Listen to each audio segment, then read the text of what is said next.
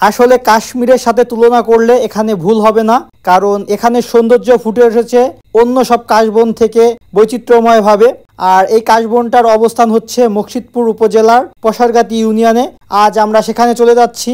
আমার আগের যে ভিডিও ছিল ওখানে অনেক বন্ধুরা কমেন্টস করেছিল যে এটার অবস্থান কোথায় বা যাতায়াত ব্যবস্থা কি। আর এটা যাতায়াত ব্যবস্থা হচ্ছে মুর্শিদপুর কলেজ মোড় থেকে 10 টাকা ভাড়ায় মুর্শিদপুর অর্থাৎ পুরান মুর্শিদপুর, তারপরে হচ্ছে ওখান থেকে পশারগাতি যে রেল ক্রসিং সেখানে। আর এই রেল ক্রসিংয়ের দুই সাইড দিয়ে এই কাশবনটা ফুটে উঠেছে, যেখানে প্রচুর পরিমাণে লোক যাতায়াত করে বিকালবেলা। আর আমি সাজেস্ট করব যে বিকালের পরে যেন এখানে কোনো লোক না থাকে, কারণ ধুধু পাথার দুই সাইডে। আর হচ্ছে এখানে তখন আর লোক থাকে না। আবার পাশে একটা বড় দিঘি আছে যেখানে প্রচুর পরিমাণে মাছ চাষ করে স্থানীয়রা। আপনারা হয়তো দেখতে পাচ্তেছেন যে এখানে কি পরিমাণ কাশবন।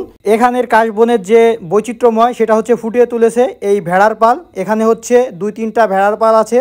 আর এই ভেড়াগুলো হচ্ছে বিকাল টাইমে এখানে নিয়ে আসে মালিকে এইখানে খাওয়ানোর জন্য।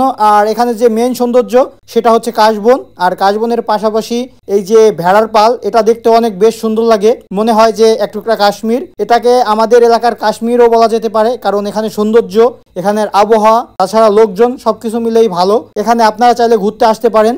কাশ্মীরে পাহাড় আছে, আমাদের এখানে পাহাড় নেই। আমাদের এখানে উঁচু রেল লাইন আছে, যেটা আপনি পাহাড় ফিল করতে পারেন। কারণ এলাকার বাহিরে আপনি যদি একটু ঘুরতে চান তাহলে আপনার এই প্রাকৃতিক জিনিসের ভিতরে ঘুরতে হবে। কারণ আমাদের এলাকায় এত উন্নত না, যেখানে আশেপাশে 3-4টা পার্ক আছে। হ্যাঁ, পার্ক আছে, তবে সেটা হচ্ছে সীমিত আকারে পার্ক। সেখানে আপনি মন খুলে বাতাস খেতে পারবেন না বা প্রাকৃতিক সৌন্দর্য এগুলো উপভোগ করতে পারবেন না।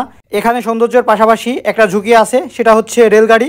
আর বিশেষ করে আপনারা রেল লাইনের উপরে বসবেন না, বা রেল আসার টাইমে হচ্ছে এর আশেপাশে না থাকাটাই বেটার।